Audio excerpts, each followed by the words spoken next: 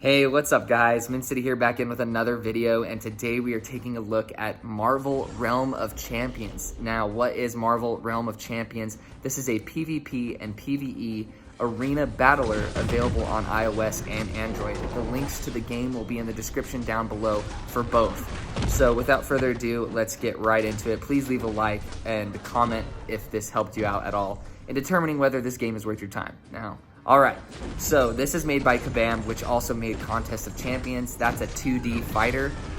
It's been relatively popular over time, and it's been on the App Store for a long time. It's a pretty old game, but they still maintain it. They still give it consistent updates, and now this is their second foray into the Marvel Universe, as far as I know. And so this is a different type of game. So let's get into the aesthetics and the sound of the game, and then we'll get into the gameplay. So the aesthetics, definitely Marvel through and through, very true to the characters, very clean graphics, nothing blow your mind, but it's very well done. Music, all of the Marvel scores that you'd come to know and enjoy are here. They did a really good job of using the Marvel license in this department, although there are some technical difficulties when it comes to the looks of this game as well as the performance.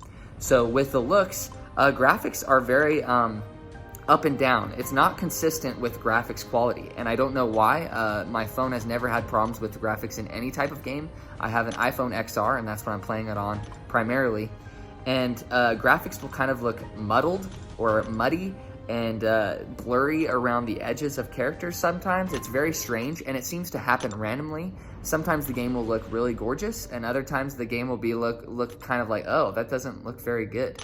So I don't know what's going on there. Now, as well as performance, there's frame rate hiccups every so often, and I don't know why. My internet connection is really good, and my phone can definitely handle it. So I don't know what's going on. I assume they just need to push out some patches and flesh out the game for multiple devices, and hopefully over time those kinks will work themselves out. So just wanted to give that to you guys, and you guys can do what you want with it.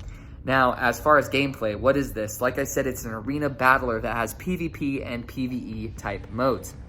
Now in the PvP mode, it's going to be a 3v3, and with this, you are making your own hero, basically. So I thought I was going to be playing as existing Marvel heroes. That's not the case. So there's different types of heroes. So there's Iron Man type heroes, there's Hulk type heroes, there's Spider-Man type heroes. So depending on what type of hero you choose, they have advantages and disadvantages. So Hulk obviously is kind of a tank. He takes hits, he gets right in their face and tries to melee them.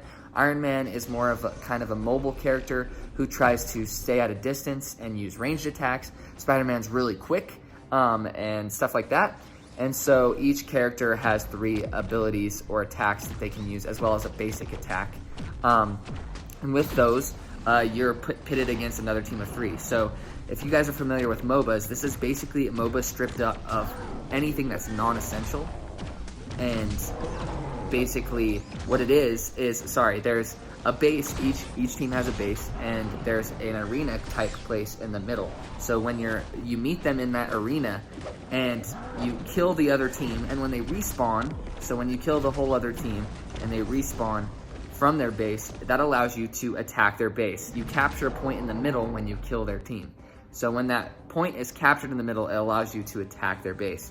And so that kind of is the pattern of the game. So you'll attack their base for a little bit, then you'll have to capture the middle point again. So the whole objective is to kill the other team, capture the middle point, attack the base. And that's all it is. That's super simple compared to a MOBA, but it does have this MOBA type feel, especially with the controls and stuff like that.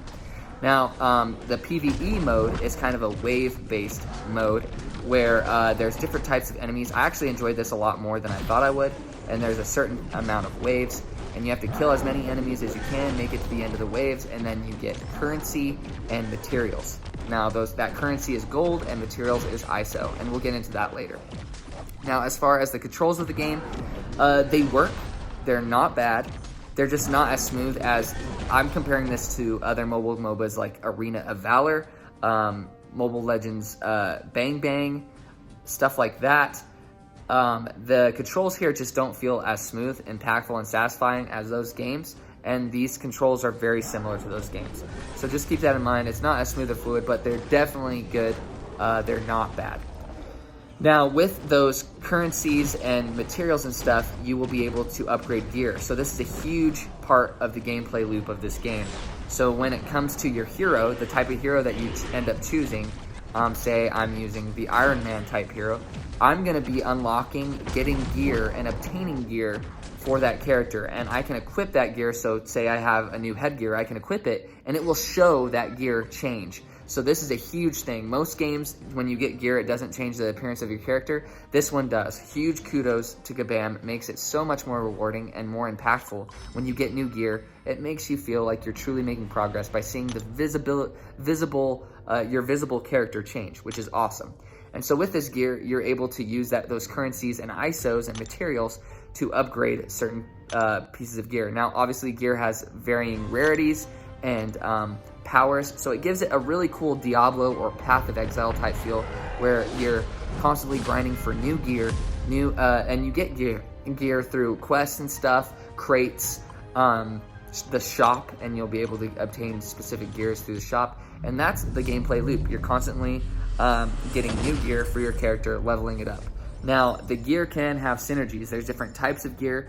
Each piece of gear has different stats, which will make it so that you can kind of craft a hero to your liking. And this is addicting. I think it's a really cool idea, or a really cool concept. And that's basically the gameplay loop. So far, I don't think it's bad. I don't think it's blow your mind good, but for those of you who may like Brawl Stars, or you just want a simpler MOBA, this may be the answer for you. And if you like Marvel, it definitely caters to the Marvel audience very well.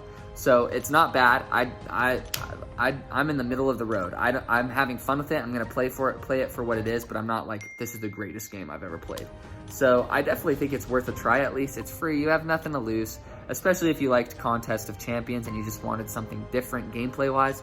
This is your answer. So please leave a like and pop a sub if you guys are new or you enjoy mobile gaming content, because that's all I make on this YouTube channel. Let me know in the comment section down below what you guys think of Kabam's second game, this game, Realm of Champions. I'm really curious to know. I appreciate you guys taking the time to watch this video.